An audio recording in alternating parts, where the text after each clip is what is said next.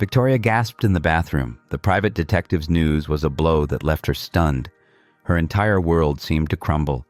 Images of her husband secretly meeting another woman at a hotel, the less-than-a-month-old pregnancy she carried, and the resignation letter she had just drafted. Everything felt like an endless nightmare. The world spun, and tears fell without her even realizing what was happening around her. Only darkness remained, accompanied by the sound of her ragged breathing. After a long while, Victoria regained some clarity and realized her state was not normal. Reluctantly, she called a taxi and headed to the hospital. The tests and medication left her exhausted, but the pain inside her did not subside. She felt like a living corpse, unsure of what to cling to. When she returned home, the room was cold, devoid of any warmth. Her husband sat there alone, a document on the table, the paper that would decide her fate and destroy everything she had fought for. Time seemed to stop in an instant that stretched into eternity. Victoria stared at the paper in front of her as everything around her faded. Her heart pounded heavily, aching. "Let's get divorced," Antonio said coldly, his voice devoid of any emotion. His words were like a knife cutting the last thread that connected them. Victoria could not believe what she had just heard. Only emptiness and loneliness remained. She sat down, and the tears returned, each drop carrying a profound pain. The baby in her womb, though only a few weeks old, was the only thing she could hold on to. Yet she had no idea what to do or how to move forward. It all seemed over. Her husband had already made his decision. Victoria had no hope left, only a pain she could not put into words. Antonio didn't stay still. He stood up, walked toward her, and looked at her with a mix of exhaustion and disdain. "Don't you have anything to say?" Victoria looked at him, incredulous at the words she had just heard.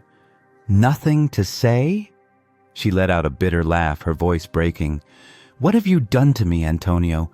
You've cheated, lied to me all this time, and now you're here talking about divorce as if nothing matters." "You already knew," Antonio replied, his voice cold. "Why make a scene? I've made my decision, Victoria. It's over." "Really?" Victoria laughed, her tone sharp. "You didn't even have the courage to face me before making this decision? You say you didn't want to hurt me, but you've hurt me over and over again." "I didn't want you to suffer more," Antonio said, showing no emotion on his face. "The truth is too cruel, Victoria. I can't stay in a relationship where neither of us is happy."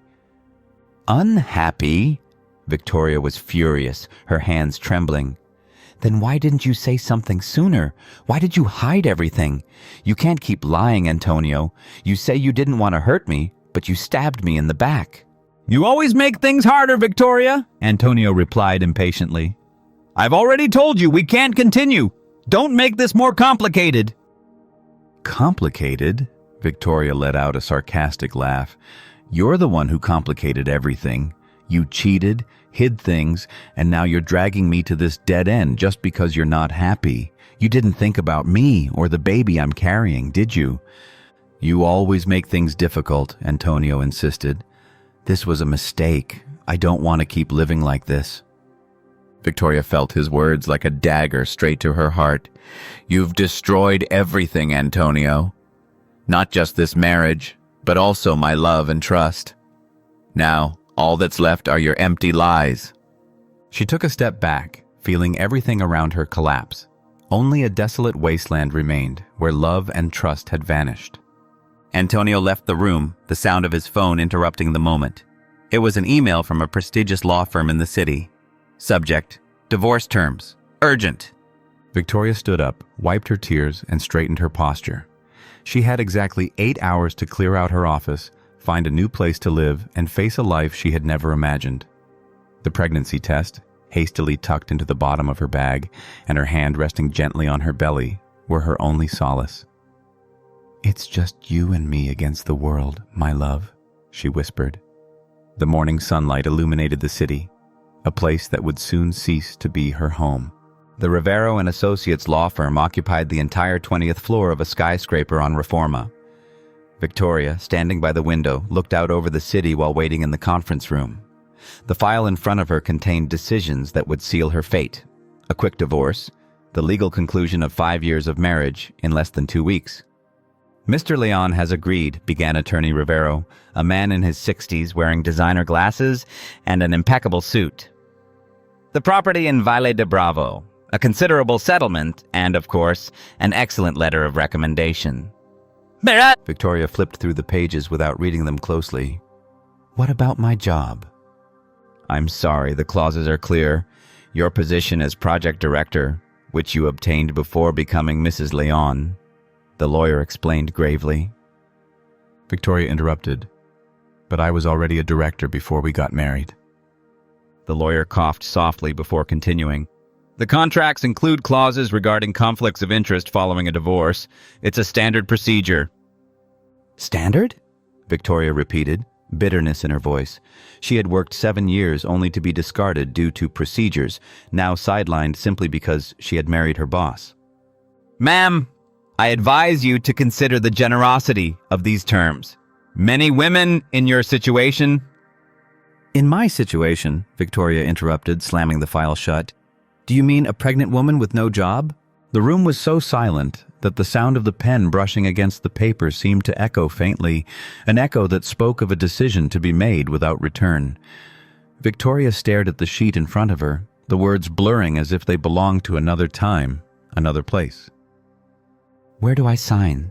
She asked, her voice barely audible, as if the question itself were a formality, an inevitable step. Her hand did not tremble as she placed her signature on the contract, each stroke precise, almost mechanical.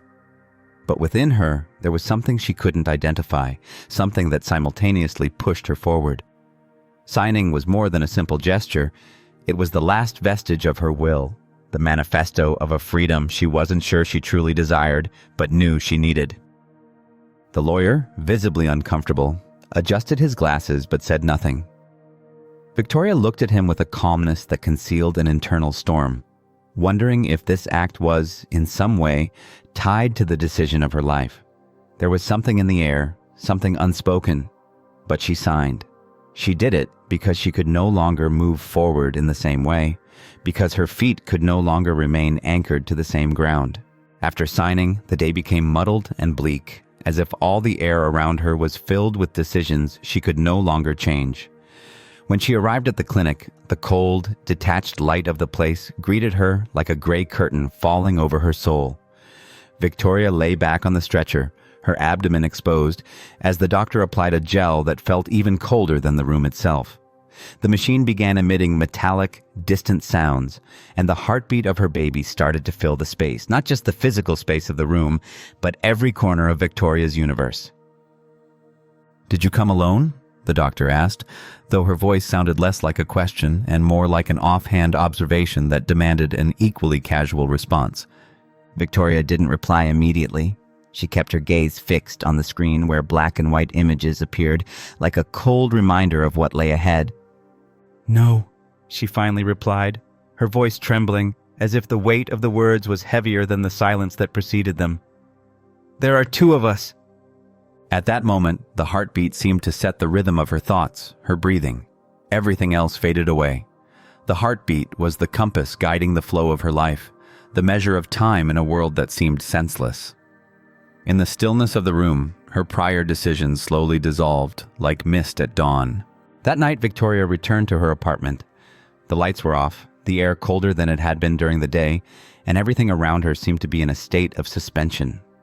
On the small bed, Julián was still there, as always, in his fragile state. The sound of his uneven breathing reminded Victoria of the constant anguish of his existence, a reminder that her life was completely bound to his, yet also that she was letting go of something she could no longer hold on to. Julián slowly opened his eyes as Victoria approached, his gaze filled with fatigue and warmth. "Cammy, you're late today," he said, with a smile so faint it seemed like a fleeting attempt to escape reality. Victoria stroked him silently, though something inside her felt that this simple scene was only a fragment of a much larger puzzle, something she couldn't yet understand. The decision was made. The contract, the signature, everything she had left behind no longer seemed so clear. Antonio's words echoed in her mind again, his warning about signing a contract without reading it, but she refused to feel fear. There was something bigger at stake now, She was doing what she felt she had to do.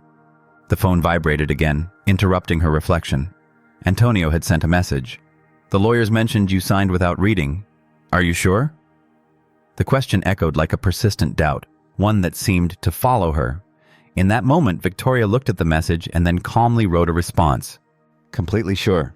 Without hesitation, she blocked his number. It was a small gesture, but one filled with symbolism that only she understood. She didn't need to explain herself.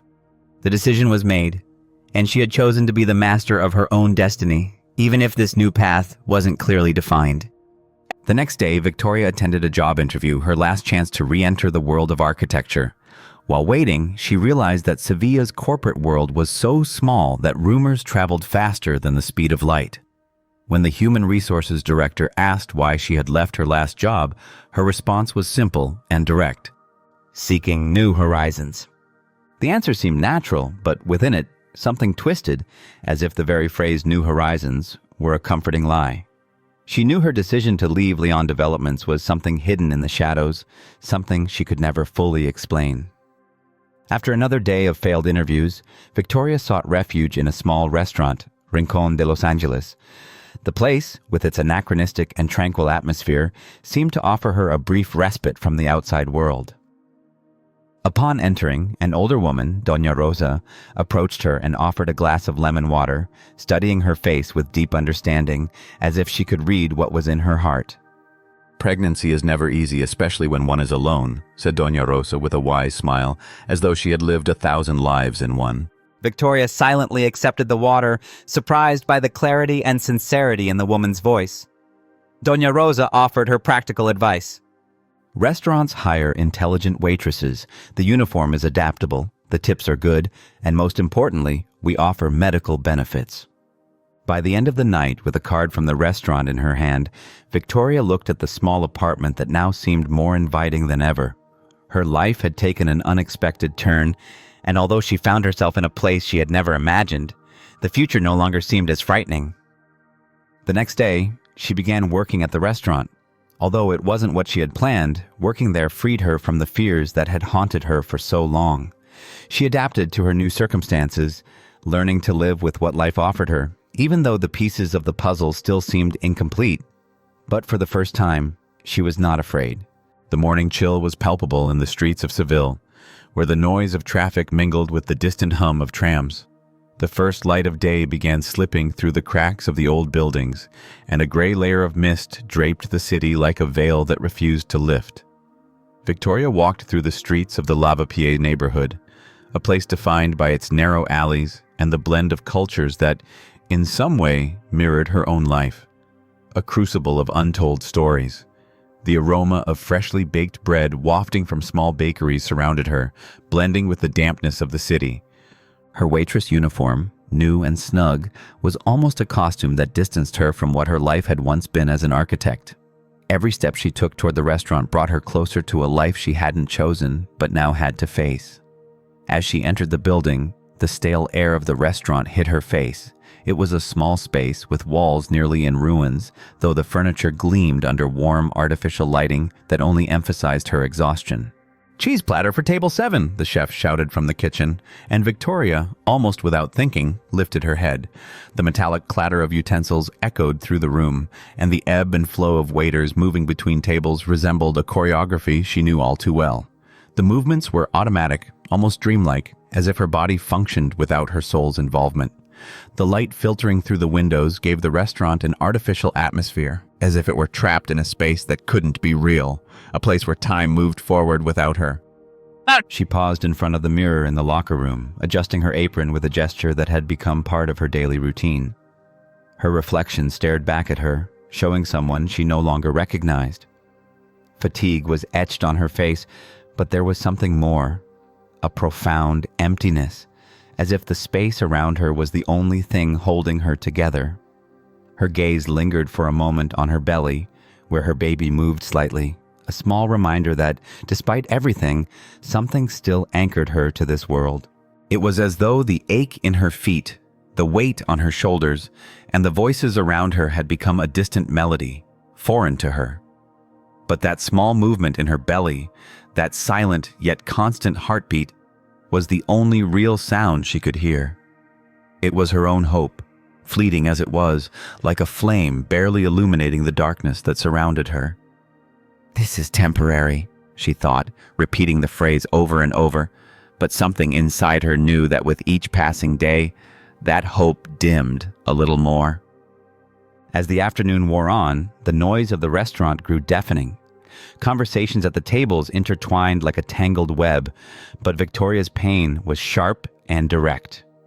While taking orders, her eyes caught the screens of the customers' mobile phones at the table by the window. Antonio and Paula's smiling faces stared back at her, their eyes gleaming in a way that made her feel even smaller than she already did. Victoria didn't need to see the photo to feel the dagger in her chest. The murmurs of the women around her did the job well enough. Their words, light yet cruel, sliced through the air with more precision than any knife. "He didn't even wait for the divorce to cool off," one of the customers remarked, and the other nodded. "Typical. Traded the architect for an influencer," the other added with a dry laugh that resonated in the confined space. Victoria gripped the coffee machine so tightly that the pain in her fingers served as a physical warning. Each of those venomous whispers reminded her that Antonio no longer needed her, that she had been replaced by something new, something shiny. The uniform clinging to her, black and tight, suddenly felt like a prison she couldn't escape. The prison of invisibility, one no one could ever escape.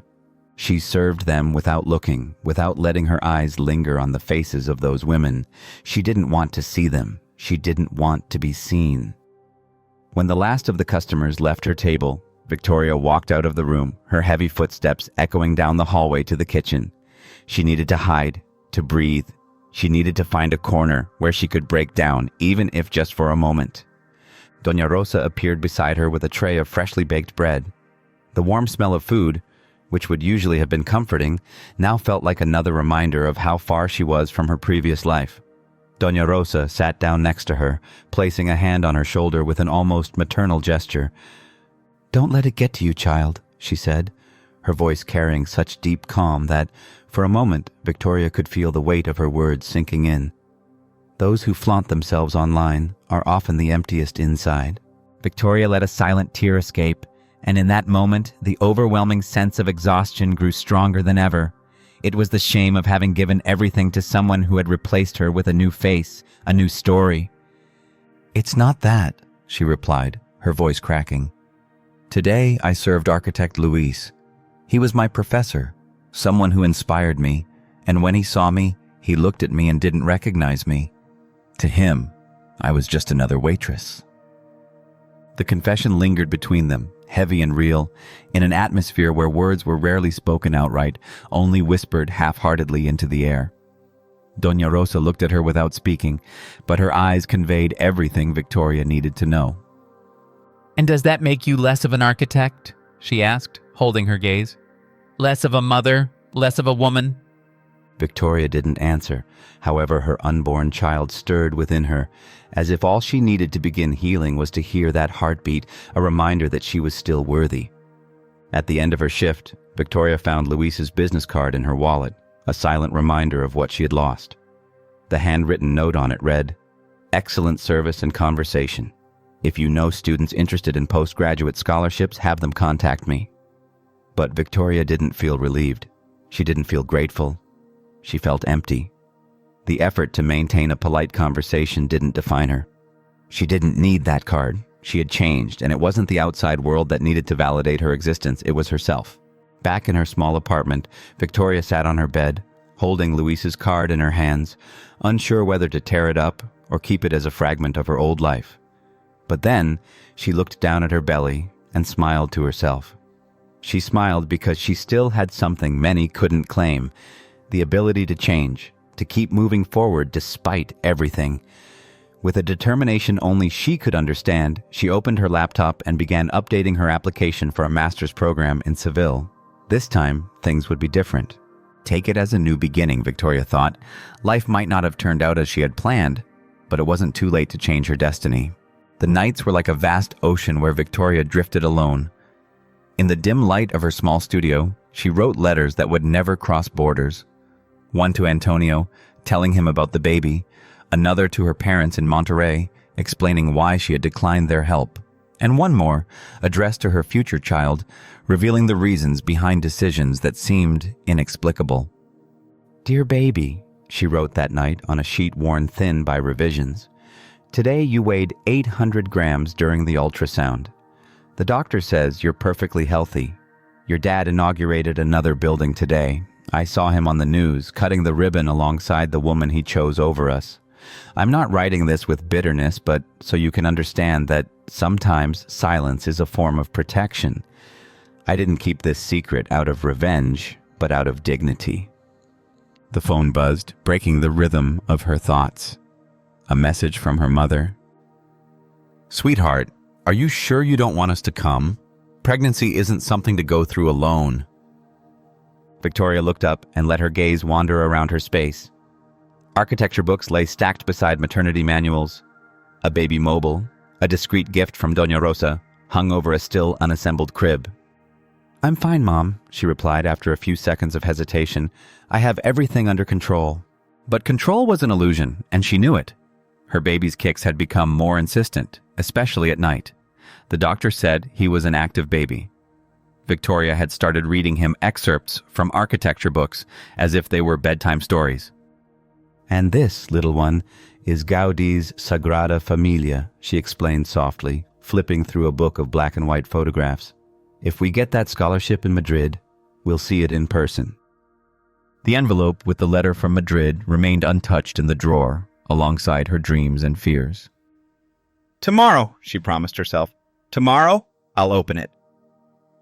Meanwhile, the stillness of the night allowed her to dream of a future where her child would grow up surrounded by blueprints and models, a future where today's silences would transform into strengths.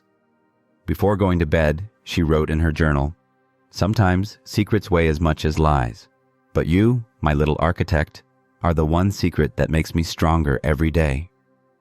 It was Friday night, and El Rincón de Los Angeles was bustling. Victoria moved between the tables like a well-rehearsed choreography, balancing plates and smiles with the precision of a dancer. Her black uniform, now snug over her 6-month pregnant belly, had become a second skin. "Table 15, León reservation," announced Javier, the maitre d', checking his tablet during the shift change. Victoria froze, her heart pounding. "Antonio León?" "That's him, with Miss Sanchez and some investors." "Assign it to someone else," interjected Doña Rosa from the kitchen. "It's Victoria's section," Javier replied. "They specifically requested the terrace area." I can... "No," Victoria said, straightening up with determination. "It's my section. They're my tables." Antonio's entrance with his group was like a gust of cold wind, causing a murmur among the diners.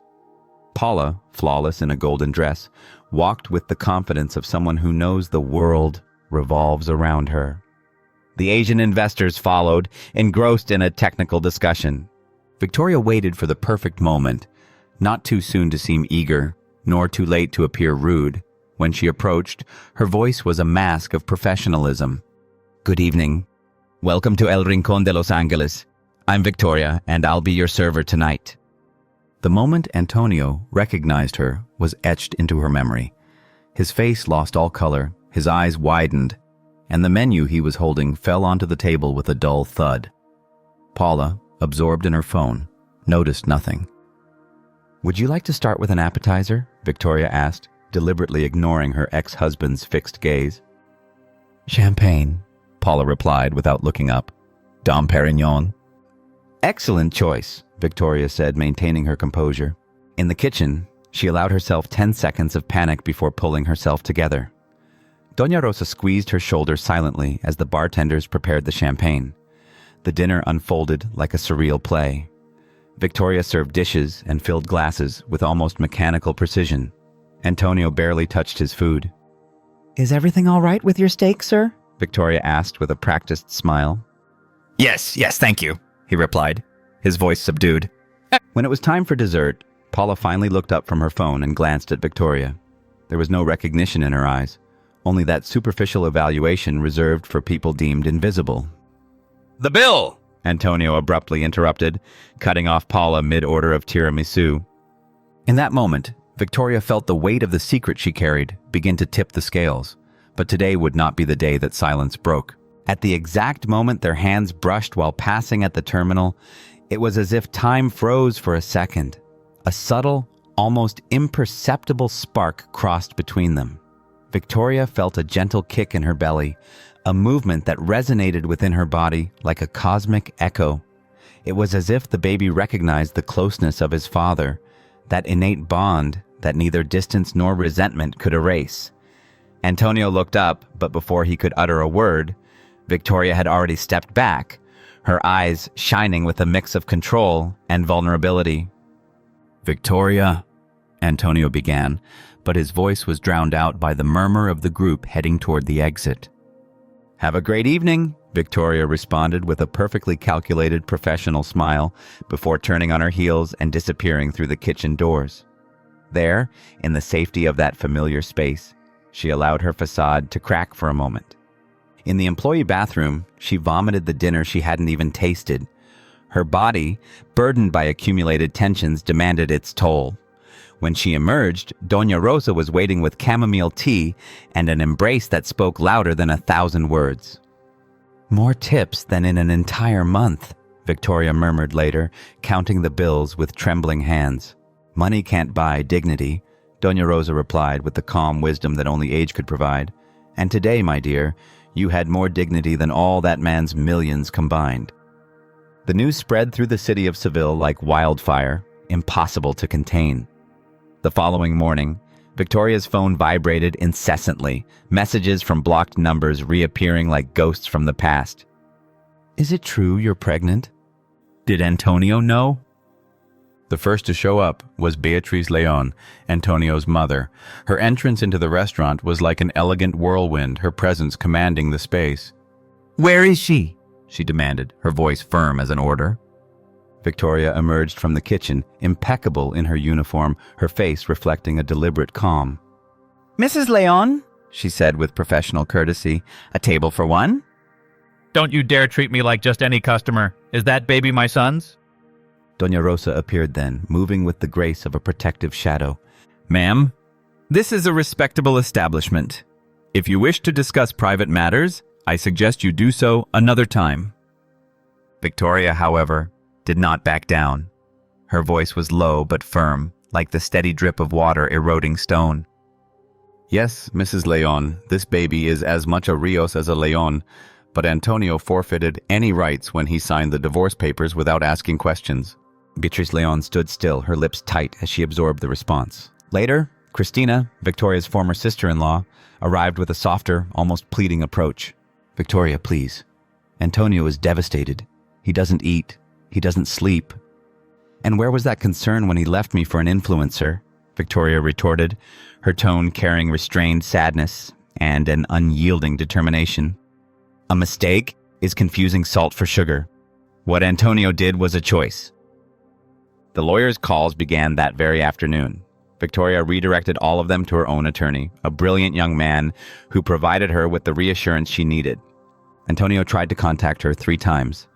The first was with a bouquet of flowers sent to the restaurant, which Victoria donated to a nearby hospital. The second, by waiting for her outside work, where Doña Rosa confronted him firmly. The third, with a letter sent to her apartment. Victoria tore it apart after reading only the opening words. "My love." At her next medical appointment, the doctor smiled while observing the ultrasound. "The baby is perfect, but you need to reduce your stress." "How can I?" Victoria asked, gazing at the screen where her child's silhouette appeared. "Those are your decisions," the doctor replied, "and so far, all of them have been for the good of this little one." That night, Victoria opened the envelope that had arrived from Madrid, a full scholarship, tuition, living expenses, health insurance, a chance to start over. "What do you think, little one?" she whispered, caressing her belly. The baby kicked, as always, at the exact moment. The following days brought new challenges. While organizing the restaurant's storage room, she overheard a conversation at a nearby table.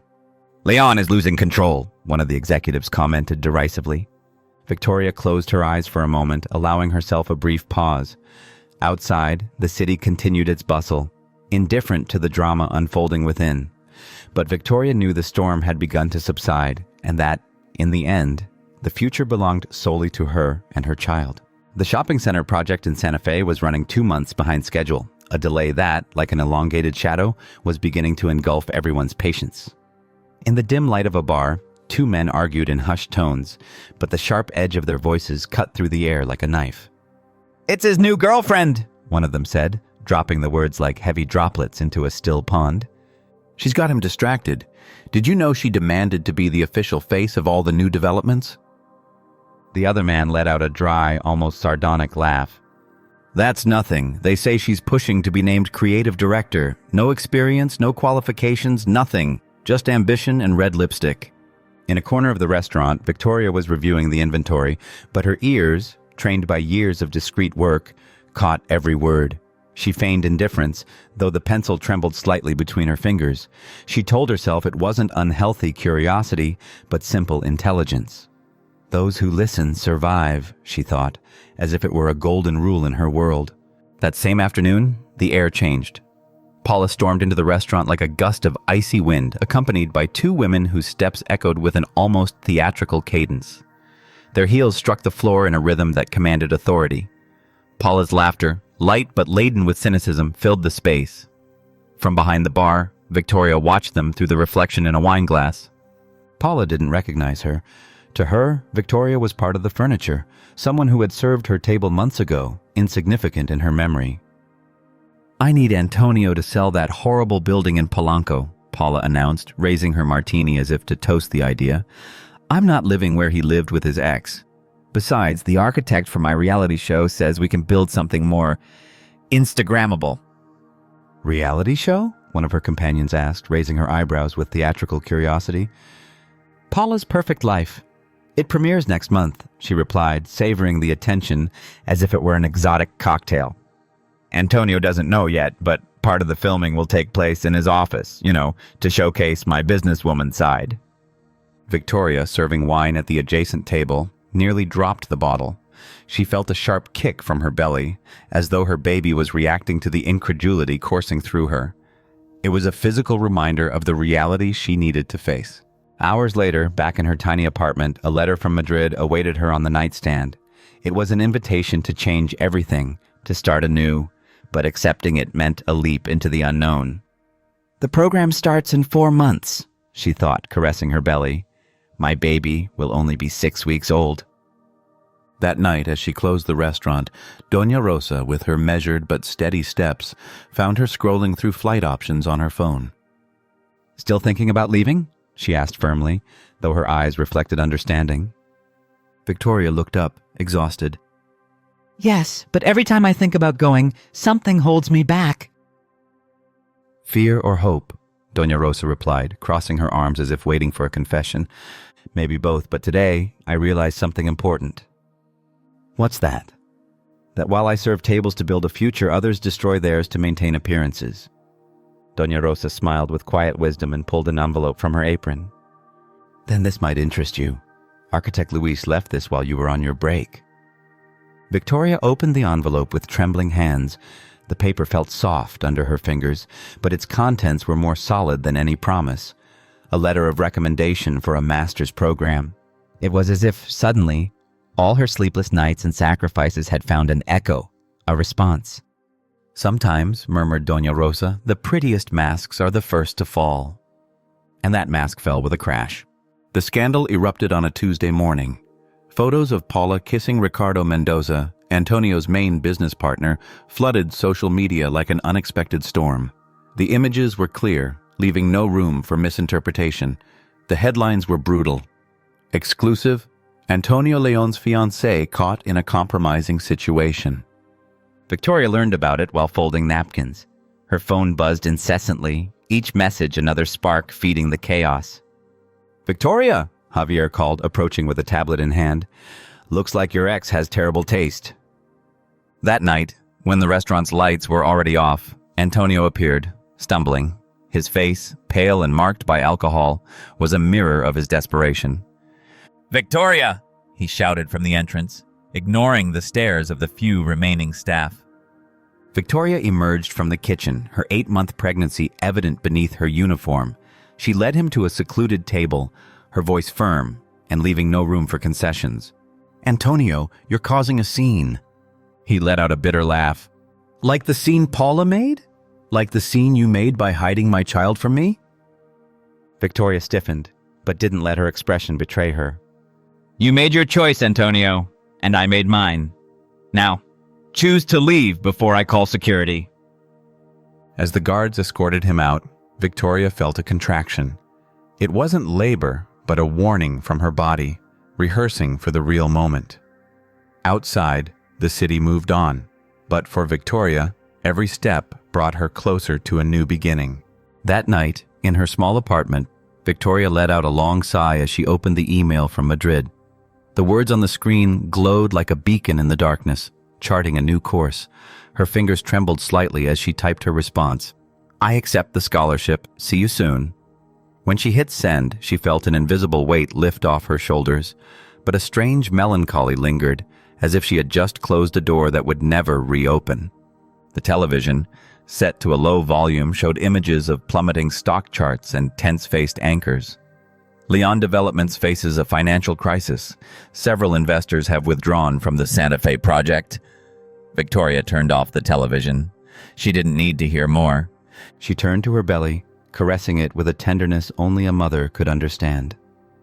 Sometimes, little one, she whispered with a voice filled with hope, the end of one story is just the beginning of a better one. As if understanding her words, the baby kicked gently. Victoria smiled, feeling a spark of connection. In 2 weeks, she had her final ultrasound. In a month, she would close her chapter at the restaurant, and in 6 weeks, if all went according to plan, they would be flying to Madrid. For the first time in a long while, the future seemed like a clean slate, brimming with possibilities. The day Antonio appeared at her building, Victoria was standing next to an open suitcase, surrounded by architecture books she had yet to send to Spain. His arrival was announced by the insistent sound of the doorbell and soft but desperate knocks on the door. Just 5 minutes, He pleaded from the other side. just 5 minutes, Victoria. Victoria, her hair tied back and wearing a fitted shirt that accentuated her advanced pregnancy, observed the scene through the peephole. Antonio León, the real estate magnate who had once been the center of her life, now looked unrecognizable, disheveled, sporting several days' worth of beard growth and clutching a trembling bouquet of white roses. Finally, she opened the door, but only slightly. The neighbors will call the police if you keep knocking like that, she warned. Antonio looked at her with eyes full of conflicting emotions, hope, regret, and something else, something bordering on desperation. You look beautiful, he murmured, his gaze fixed on Victoria's belly, now as undeniable as the unspoken words between them. What do you want, Antonio? Victoria asked, her tone cold but composed. He took a step forward, but she blocked the entrance with her body. The hallway will do for this conversation. Antonio swallowed hard and slightly raised the bouquet, as if it could erase 8 months of absence. I canceled the sale of the penthouse in Polanco, he announced, as if that could change everything. We can go back, raise our child there. I've been in therapy, Victoria. 3 weeks now. I've realized all my mistakes. Victoria arched an eyebrow, making no effort to hide her skepticism. 3 weeks of therapy against 8 months of absence, she replied with a bitter smile. He reached into his pocket and pulled out a blue velvet box. He opened it carefully, revealing an antique ring with diamonds and sapphires that seemed to shimmer even in the dim hallway light. It was my grandmother's. I always wanted to give it to you, but... But you gave it to Paula. Victoria finished, her voice laced with cutting calm. Antonio shook his head, his words tumbling out. I never gave it to her. I couldn't. It wasn't meant for her. Victoria looked at the ring for a moment. In another life, that gesture would have meant everything. Now, it was just an empty symbol, a reminder of what could never be. She closed the box with a decisive movement and handed it back. My flight leaves in 2 weeks. The baby could arrive any day. And you, Antonio, are too late. Far too late. He let the roses fall to the ground and covered his face with his hands. Please, Victoria. I love you. I've always loved you. Victoria looked at him with a mix of compassion and resolve. Love isn't an insurance policy you can claim when everything else falls apart. At that moment, she felt a contraction. It wasn't a practice one. This time, it was real. She closed her eyes briefly and took a deep breath before speaking. Antonio, they're waiting for me at the hospital. The baby is coming. Antonio's face turned pale with terror. Let me take you, please. Doña Rosa is downstairs. She'll accompany me. I'm the father. You're the man who left us, Victoria replied, holding her belly as another contraction rippled through her. And this moment is mine. With firm steps, she descended the building's stairs. Each step was a farewell, a silent declaration of independence. Below, Doña Rosa waited with a packed bag and a warm smile. Ready, dear? She asked gently but assuredly. Victoria looked up one last time. Antonio was no longer there. More than ever, she replied, as another contraction signaled that her son was ready to begin his own story. Madrid greeted the dawn with overcast skies on the day Victoria and her son Samuel arrived at Barajas Airport.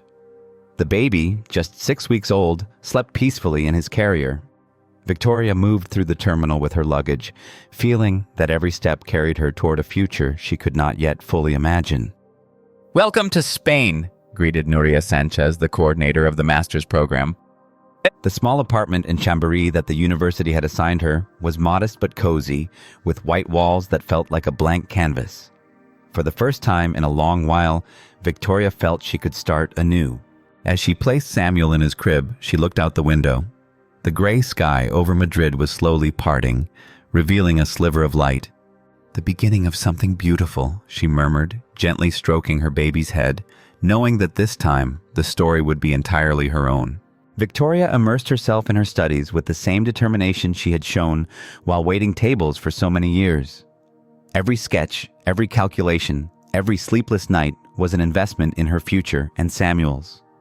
Hours passed between feeding bottles, diapers, and architectural plans. Her small studio in Chamberí, with its modest drafting table and an improvised crib beside it, became a laboratory of ideas where she dreamed of a greener, more sustainable world. One day, 3 months after her arrival in Madrid, her tutor stopped by her desk with a folder in hand. "Your proposal for the zero-energy building is extraordinary," he said, a mixture of admiration and awe in his voice. "Have you considered presenting it at the Green Architecture Congress in Barcelona?" Victoria blinked, surprised. "Really? But I'm just a student." A student who has left the academic committee speechless, her tutor replied with a smile. Meanwhile, Samuel was growing strong and healthy. His laughter filled the small apartment, and his dark eyes, identical to his mother's, sparkled with curiosity. Weekly video calls with Doña Rosa had become a ritual. The older woman, always in her apron, enthusiastically recounted how the restaurant had become a meeting point, where her former colleagues still asked about her. One spring afternoon, Nuria Sanchez, the program coordinator, burst into the studio with exciting news. You've won first place in the design competition, she exclaimed, waving an envelope in the air. Victoria, incredulous, put aside the plan she was reviewing. What does that mean? An internship at one of the most prestigious architecture firms in Europe. The news left her speechless. She looked at Samuel, who was sitting on the floor playing with a pencil. "Do you see this, little one?" she murmured, hugging him tightly. "We're making it." Antonio's emails kept coming, though now they were less insistent and more respectful. He included photos of the empty attic in Polanco, updates about the company, and cautious questions about Samuel. Victoria replied with professional courtesy, occasionally sending photos of her son. She had learned to maintain firm boundaries, a constant reminder of the choices she had made. One morning, while preparing her presentation for the Congress in Barcelona, Victoria found an old photo of Los Angeles tucked among her papers. The restaurant, with its white tablecloths and antique chandeliers, brought a nostalgic smile to her face. "Look, Samuel," she whispered to the baby crawling around the studio. "This is where our real story began." Samuel babbled happily, pounding on the plans spread out on the low table. Victoria picked him up and hugged him. "You know what? Sometimes you have to lose everything to find what truly matters." From the window of her apartment in Madrid, the sky seemed to open up, infinite and full of promise. To her, the future was nothing more than a building under construction, where each floor represented a step towards something better. Even the old apron she had worn at the restaurant rested beside her plans, a reminder of the beginning of her journey. The financial headlines from Seville left no room for doubt. León Developments faces its worst crisis in 20 years. Victoria read the article while feeding Samuel in the university library. The loss of multi-million-dollar contracts and a 40% drop in stock value following the Santa Fe scandal seemed like the inevitable epilogue to a story of excess and poor decisions. As Samuel eagerly devoured his baby food, Professor Martinez approached her desk.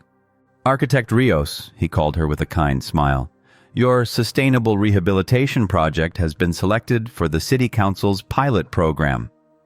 Victoria set her coffee cup aside, astonished. Really? But I'm just a master's student. "A student who is revolutionizing how we think about green architecture," the professor replied, filling her with pride. "The committee was impressed with your proposal to transform abandoned buildings into self-sustainable spaces." As her career flourished, the consequences of Antonio's decisions became increasingly evident. He had been relegated to a ceremonial position within the company, and his former office on the top floor of a skyscraper had become a gilded cage. Paula, after the failure of her reality show, had disappeared from the social scene. Rumors placed her in Miami, attempting to relaunch her career as an influencer, with little success. One night, while working in her home studio, Victoria explained to Samuel, "Your father isn't a bad man, he's just someone who lost his way." Antonio's emails now arrived once a month. They no longer spoke of reconciliation, but instead of trusts for Samuel and business decisions that would secure his son's future. Victoria read them with calmness, without resentment, and replied when necessary. "Life has a strange way of balancing things," remarked Doña Rosa during a video call. "Did you hear that Ricardo Mendoza is bankrupt?" Victoria nodded. Ricardo, Antonio's former business partner, had tried to start his own real estate company, only to fail spectacularly. Meanwhile, the City Council's pilot program had caught the attention of international investors, and her thesis on regenerative architecture was being translated into 3 languages. "It's ironic," Victoria reflected one evening, watching Samuel sleep peacefully. "When I was waiting tables, some customers wouldn't even look me in the eye. Now those same businessmen pay by the hour to hear my ideas about sustainable construction." Time, that invisible architect, had built something that neither money nor power could buy: authenticity. On her desk, next to the blueprints of her latest project, rested her old apron from the corner cafe in Los Angeles. It was a constant reminder that, just like the buildings she now designed, the foundations of a solid life begin with effort, dedication, and the ability to dream big. She had framed it not as a reminder of difficult times, but as a testament to her resilience. The old black apron from the corner in Los Angeles hung on the wall of her studio, alongside a detailed blueprint of her latest project. That night, as she wrote in her journal, she reflected, "Consequences are neither punishments nor rewards. They are simply the echo of our own decisions." Samuel murmured something in his sleep from his crib, shifting gently under the blankets. Victoria smiled, feeling a profound calm. Every decision, every moment of pain and triumph had led her exactly to where she needed to be. A year and a half after her departure, Victoria returned to the city of Seville. This time, she was not Antonio León's wounded ex-wife, but the keynote architect at the International Congress on Sustainable Construction. Her arrival marked a turning point in the event, attracting the most influential figures in Latin American architecture. "Look who's on the cover," exclaimed Doña Rosa with a smile full of pride, holding up a copy of Arquitectura Hoy. Victoria's image, elegant in an emerald green suit, dominated the cover alongside the headline, "The Green Revolution in Latin American Architecture." Meanwhile, Samuel, now a 2-year-old boy with steady and curious steps, explored the corner in Los Angeles with fascination. The restaurant, which had witnessed his mother's beginnings, seemed to come alive with his childlike laughter. "My beautiful boy," said Doña Rosa, lifting him into her arms. "Do you know that your mom started her new life here?" Victoria watched the scene from a nearby table, her eyes full of gratitude. Seville had changed, or perhaps it was she who had changed. Her presentation at the Congress was met with enthusiasm, drawing the attention of real estate industry leaders. "Your proposal to transform abandoned buildings into self-sustaining communities is revolutionary," commented the new CEO of Grupo Arquitectónico Miranda, During the cocktail reception? Would you consider a strategic alliance? Victoria smiled, recalling that failed interview 2 years ago. Send the proposal to my office in Madrid. My team will evaluate it. News of her temporary return spread quickly. Antonio requested a formal meeting to discuss Samuel's future. They met in a discreet cafe, far from the places they once frequented together. Antonio had visibly aged. The gray at his temples and the deep lines around his eyes spoke of a man who had known defeat. "He looks like you," Antonio remarked, watching Samuel draw with his crayons. "He has your determination." "And your sense of timing," Victoria replied with a slight smile. "He always knows when to make a dramatic entrance." The conversation was civil, mature. They discussed visits, vacations, and education. The past was not mentioned. There was no need. The wounds had healed, leaving only valuable lessons. "I watched your presentation at the Congress," Antonio said as they said goodbye. "You're changing the world, Victoria. I always knew you would." "Sometimes we need to lose our way to find our true north," she responded calmly. That night, during her last visit to the corner in Los Angeles, Victoria donned the black uniform once more. She served tables for an hour, amidst laughter and tears of nostalgia. Samuel watched her with fascination from Doña Rosa's arms. "To never forget where we come from," she explained to her son, gently stroking his hair as she held him tenderly. The lights of Seville shone differently now, more like guiding stars than fireworks. In her suitcase, alongside her ticket back to Madrid, she carried 3 new contracts and one certainty. She had found her path, and it was more beautiful than she had ever imagined. The Sustainable Architecture Awards ceremony was held in the majestic Sumaya Museum, the very place where, 5 years earlier, Victoria had accompanied Antonio to countless social events as a silent shadow. But this time, she was the protagonist. The International Sustainable Architecture Award 2025 goes to Victoria Ríos, the presenter announced with a firm voice. The auditorium erupted in applause. Samuel, now a 3-year-old boy dressed in a small blue suit, clapped excitedly from his seat next to Doña Rosa, who had traveled especially from Madrid for the occasion. In the front row, Victoria's team, composed of collaborators from Spain and Seville, smiled with pride. Victoria stepped up to the podium, her eyes bright yet resolute, and began her speech.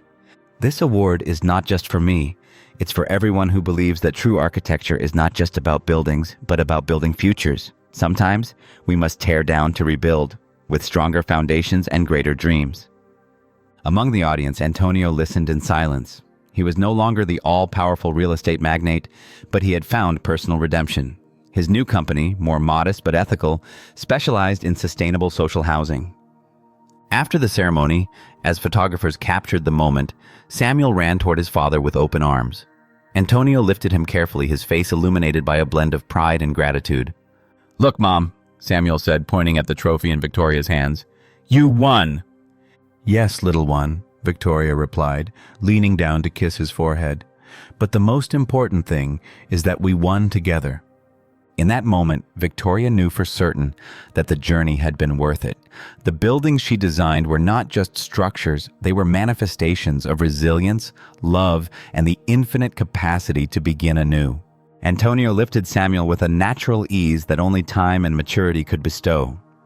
The boy laughed, waving his tiny hands in the air as if trying to catch the lights bouncing off the high ceilings of the Sumaya Museum, now adorned with golden garlands and twinkling Christmas lights. "Congratulations," Antonio said as he approached Victoria, while the soft melody of Christmas carols played in the background. "The project in Barcelona is impressive."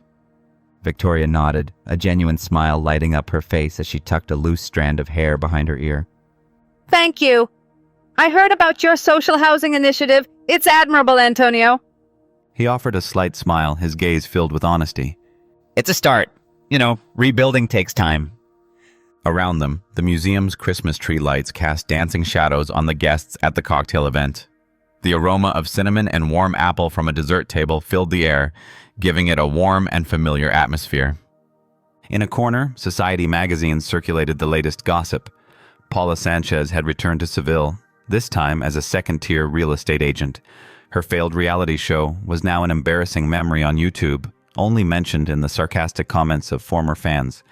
Life has a curious way of putting everyone in their place, remarked Doña Rosa with a wise smile, watching Victoria interact with international investors next to a grand centerpiece adorned with pine cones and fir branches. Meanwhile, El Rincón de Los Angeles had expanded its charm. It now had a branch in Madrid, managed by Doña Rosa's eldest son. In that restaurant, decorated with warm Christmas lights, Victoria regularly had lunch with her team, sharing not only projects but also memories. In her office, the old black apron remained framed, carefully placed alongside her awards and recognitions, adorned with a small garland that Samuel had insisted on adding.